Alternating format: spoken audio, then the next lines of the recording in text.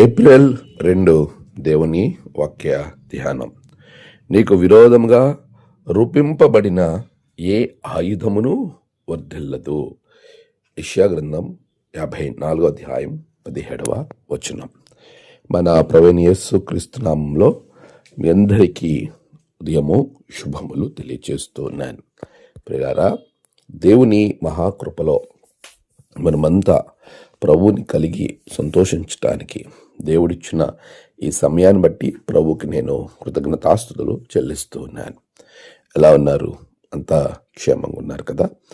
ప్రభువుని మనము గుర్తించి ఆయనలో విశ్వాసములో ఎదగడానికి, దేవుణ్ణి కలిగి ముందుకు వెళ్ళటానికి మనలను ప్రభు ఎప్పుడూ సిద్ధపరుస్తాడు.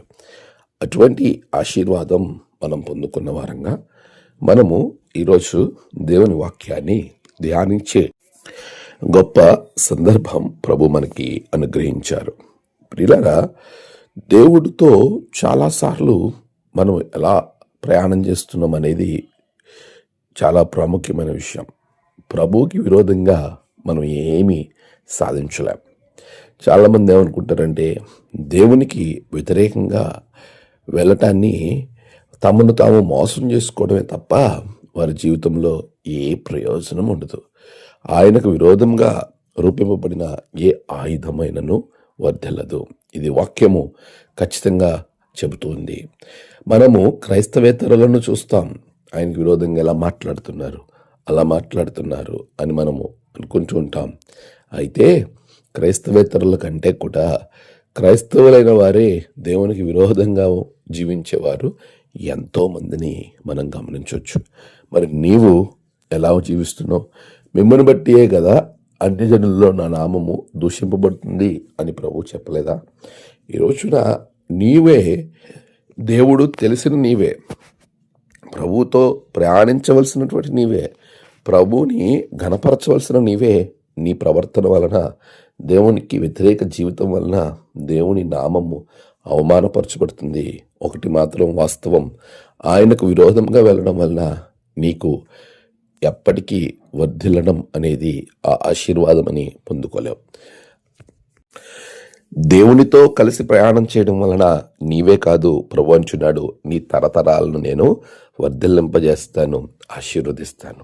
ప్రియులారా, అలాంటి ఆశీర్వాదం కొరకు నీవు దేవునితో కలిసి ప్రయాణం చేయి. ఆయనకు విరోధంగా రూపింపబడు ఏ ఆయుధమును వర్ధిల్లదు. అది మనిషి అయినా, సందర్భమైనా, ఏదైనా. దేవునికి వ్యతిరేకంగా వెళ్ళిన వారు తమ జీవితంలో సమస్తాన్ని కోల్పోయి ప్రభువుకు దూరం అవుతారు. అదే దేవునితో ప్రయాణించిన వారు సమస్తాన్ని పొందుకొని ప్రభు హృదయాన్ని గెలుచుకుని ఆయన సన్నిధిలో నివసించగలుగుతారు. అట్టి కృప ప్రభు మీకు అనుగ్రహించునుగాక.